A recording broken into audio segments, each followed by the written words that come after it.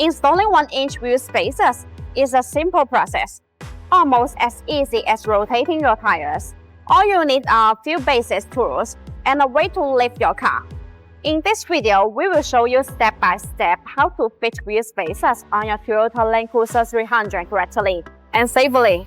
Use a cross wrench to loosen the lug nuts on the side of the wheel in a diagonal sequence, but do not remove them completely. Using jack to support each end of the car is a better safety measure.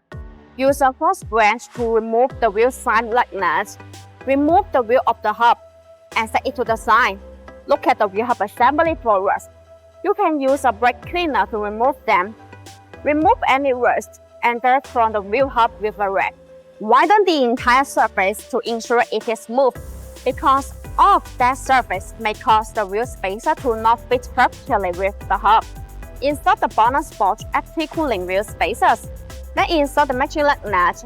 Tighten them with a torque wrench.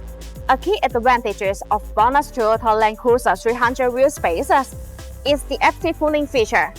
These Toyota Land Cruiser 300 wheel spacers are designed with petal-shaped grooves.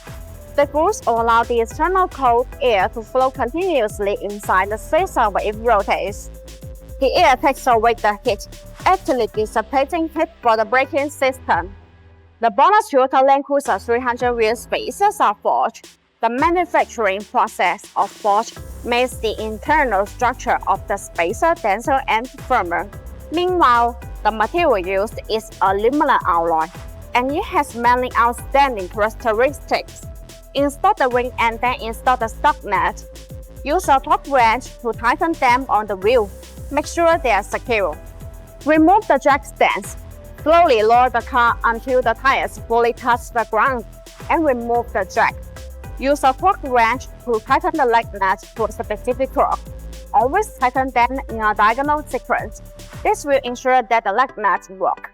The same operation is done for remaining wheels.